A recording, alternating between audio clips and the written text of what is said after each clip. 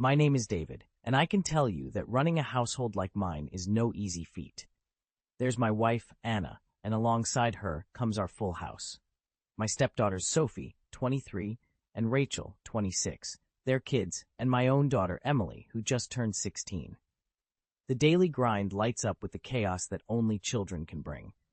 Sophie and Rachel ended up back at home when life threw its curveballs at them.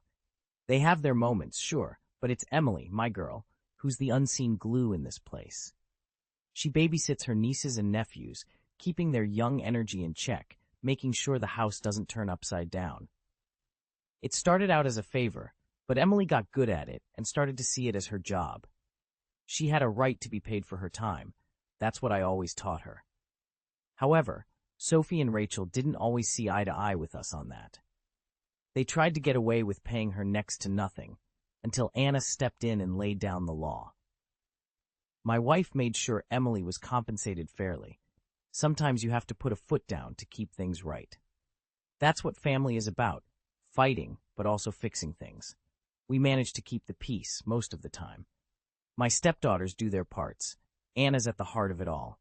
And Emily, she's growing up more than I realized. She's learning that in life and in family, you stand up for yourself. And if you're lucky, you have others to back you up. This family of ours, it's a hodgepodge of sorts, stitched together with different threads, all trying to fit. It takes patience, understanding, and a firm hand to keep it all going. And I've always kept my cool, no matter what. I'm the guy who fixes the broken toys, calms down the kids, and tries to give everyone a fair shake. But I know deep down, any family, no matter how strong, can only stretch so far before something snaps. And with a bunch of strong-willed people under one roof, I've got to be ready for when that day comes. We needed a break. That much was clear to anyone who stepped into our bustling home. So when the idea of a family vacation came up, it felt like a breath of fresh air. I had been planning it for weeks, a getaway to a beach resort with rooms overlooking the ocean, where the sunrise could wash away the stains of our daily hustle. I announced the trip one evening over dinner. Eyes lit up, forks paused midair, and the usual banter quieted down to excited whispers. Emily, with her young heart and eager spirit, seemed particularly thrilled. How could she not be? It was her first trip out of the country, a chance to see a world beyond our little town. But as we started planning what to pack and which sights to see, Sophie and Rachel put forth the idea that Emily should stay home. Their reasoning felt flimsy at best.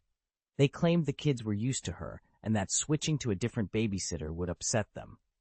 In the same breath, they casually mentioned Emily might not enjoy the beach as much as we expected her to. The fairness in me knew this was wrong. Emily deserved to experience something exciting and new. The arguments went back and forth, my wife trying to mediate until I couldn't take it anymore. I put my foot down. This was a family vacation. We either all went or none of us went. The decision was made. Emily was coming with us. Preparation for the trip took over our lives. Bags piled up at the foot of every bed. Lists of what we needed were double-checked, then triple-checked. Excitement brewed into a frenzy, and despite Sophie and Rachel's initial objections, it seemed we reached common ground. Emily's anticipation grew each day, her smile a permanent fixture that made the extra work worth it. As the departure date loomed closer, the issue of babysitting had to be addressed. Anna and I decided to hire a professional for the 3 days we'd be gone. It irked Sophie and Rachel, but we wouldn't budge. This trip was about unity, a chance to fortify the bonds of our jigsaw family. It was going to be perfect, or so we thought.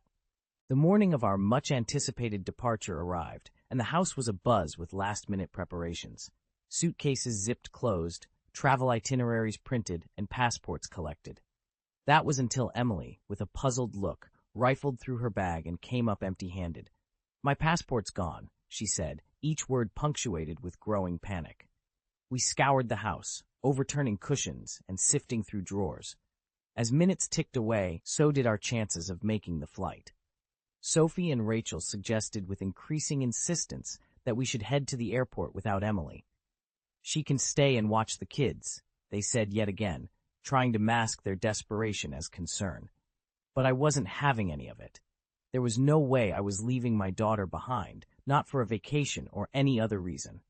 As I tried to calm Emily and continue the search, the hired babysitter arrived, perplexed by the commotion. Sophie, with a stern shake of her head, instructed the baffled woman to leave. The situation spiraled as accusations flew and suspicions surfaced. I saw the flicker of guilt across Sophie's face as she caught my stern look. The truth spilled out in a hesitant whisper. We hid it. My heart sank. I had expected disagreements and petty squabbles, but this betrayal from my own stepdaughters struck a chord. Where were the family values I had tried to instill? A fierce argument erupted. My voice, usually calm and rational, now boomed through the house. I demanded Sophie tell us where the passport was. She looked to Rachel, but neither stepped forward with the truth. The tense standoff lasted until my ultimatum reached their ears. Find the passport, or the trip is canceled. It took a threat, but the passport was miraculously found behind a loose tile in the bathroom, of all places. Hands shook, and apologies were mumbled. But the joy of finding the document was overshadowed by the sting of deceit. Emily clutched her passport, her earlier enthusiasm dampened by the sobering realization that her stepsisters had plotted against her. At that moment, as I looked into Emily's troubled eyes, I knew our planned retreat could never be the carefree escape we had hoped for. The trust we needed to pack alongside our luggage was missing, and without it, no destination, no matter how exotic, could repair the torn fabric of our family's unity. The revelation of Sophie's and Rachel's deceit clawed at me, tearing through my composure. With the passport now in hand, the house was silent, except for the deafening echo of betrayal. Emily's hurt eyes haunted me, and the trust I had in my stepdaughters shattered like delicate glass under a heavy boot. I seethed with indignation, my usual tolerant nature giving way to outraged disbelief. Their selfish act to manipulate the situation reeked of utter disregard for Emily's feelings. It called everything into question. My decisions, our family's solidarity, and the respect we owed each other. The vacation was now tainted, an unfathomable reward for their conspiracy. I did what I felt was necessary. I canceled the entire trip. The airline was surprisingly understanding when I cited a family emergency. The minutes that followed were a tightrope walk over a chasm of mixed emotions. Sophie and Rachel withdrew, retreating upstairs as if physical distance could shelter them from the storm of reprimands. But it was Anna's reaction that stung the most. Rather than standing with me, she anchored herself to a silence that was thick with disapproval. When her words finally came, they were cold, razor-sharp. "You overreacted," she said, accusing me of punishing the family for one misguided deed. It pained me that she saw it as a minor misstep rather than the deliberate sabotage it was. They argued the girls were just looking out for their children, but at what cost? Was our family's unity so expendable? Arguments raged. Words flew like arrows, each hitting its mark. I stood alone in my anger, vilified for upholding a principle, while the instigators of the chaos were comforted by Anna's misplaced sympathy. The girls peered from behind their mother's skirts, eyes downcast, and I felt my role as the family's protector waver under the weight of divided loyalties. The trip that was meant to bring us together had splintered us further apart. I was told that I was unreasonable, that my decision was an overreaction. Yet the more they defended Sophie's and Rachel's actions, the more isolated I became, until I was an outlander in my own family. The house we shared felt foreign, the walls echoing a familiar refrain of disappointment and misunderstanding. I had thought we were knitting our stories into one shared narrative, but in one swift moment, the threads unraveled, and I was left holding the frayed ends. The days that followed were a testament to the old saying, "A house is not a home." Ours had become a building filled with strained smiles and heavier silences. Sophie and Rachel kept to themselves upstairs, glancing my way with a mixture of regret and defensiveness. Emily tiptoed around the tension, her usual bright spirit dimmed by the gloom of the house. I tried to navigate the churning waters of our family's discord, reaching out to each member, searching for some semblance of the bond we had before. I sat down with Sophie and Rachel separately, trying to find the thread that led them to their decision. Why would you do something like this? Their answers varied, but at the core was fear. Fear of the unknown, fear for their children's well-being, fear of missing out on a promotion at work due to absence. Their intentions, misplaced as they were, rooted in concern. But understanding their motives didn't erase the breach of trust, nor did it mend the gap between us. I explained that what they had done was not just unfair to Emily, it was unfair to the entire family, an undermining of the collective trust we built over the years. They listened, eyes downcast, the weight of their actions settling in. Anna and I had our share of talks too, her trying to bridge the gap between my wrath and the girls' remorse. They did it out of love for their children, she insisted. And while I could see her point, it didn't excuse the betrayal. Love doesn't deceive, I countered, frustrated that she couldn't see how damaging their ploy was, to Emily most of all. As for Emily, she was confused, caught in the crossfire between the adults she loved. I assured her she was not to blame, reinforcing that her stepsister's actions were their own doing. But the reassurance did little to chase away the shadows of the incident. The relationship between Anna, the girls, and me was like a broken vase we were painstakingly trying to glue back together. But cracks were evident, the foundation of trust weakened by the episode. I held on to the hope that with time and dialogue we could restore what was damaged. If nothing else, for the sake of providing a stable and loving environment for the grandchildren who watched us with their innocent eyes. The house had settled into a silent stalemate, each of us navigating the shared space with a caution reserved for walking on thin ice. Our roles had shifted, and the lines that once connected us now seemed frayed, our connection tentative and fragile. As the days passed, I watched for signs of healing. I've always believed in the power of conversation, so I called a family meeting.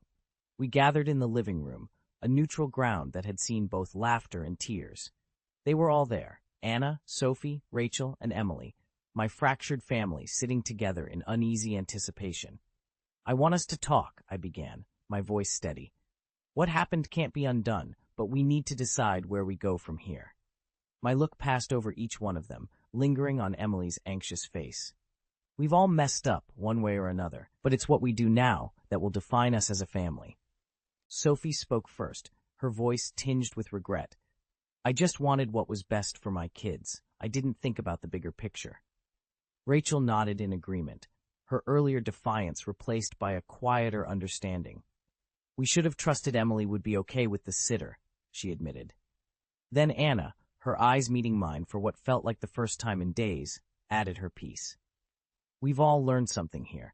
As much as we try to protect the ones we love, sometimes we end up doing more harm than good. I could see the struggle in her to balance her maternal instincts against the fairness I sought. The room felt heavy with unspoken emotions as Emily finally shared her thoughts. I know you didn't want to hurt anyone, she said softly, her words aimed at her stepsisters. But next time, maybe just talk to me first? The simplicity of her request cut through the complexity of our adult machinations. Here we were, trying to weave our way out of a mess we'd made, and all Emily wanted was to be considered, to be part of the process, not an afterthought. It wasn't a Hollywood ending with hugs and tears, but rather an acknowledgement of our failings and a commitment to do better. Let's move forward, I concluded, not just because we have to, but because we want to. In the days that followed, we found our new normal. The kids' laughter returned, drawing us out of our shells. We were cautious, yes, but there was a newfound respect in our interactions. We took baby steps toward rebuilding the weakened bonds, aware that trust, once breached, took time to restore. Our last family photo sat on the mantelpiece, a reminder of a time before the passport incident. We weren't ready to take a new one yet, not until the smiles reached our eyes again. But I was hopeful, because if there was one thing I had learned through all this, it was the resilience of family. And maybe, just maybe, the roots of our love ran deeper than the cracks that had appeared.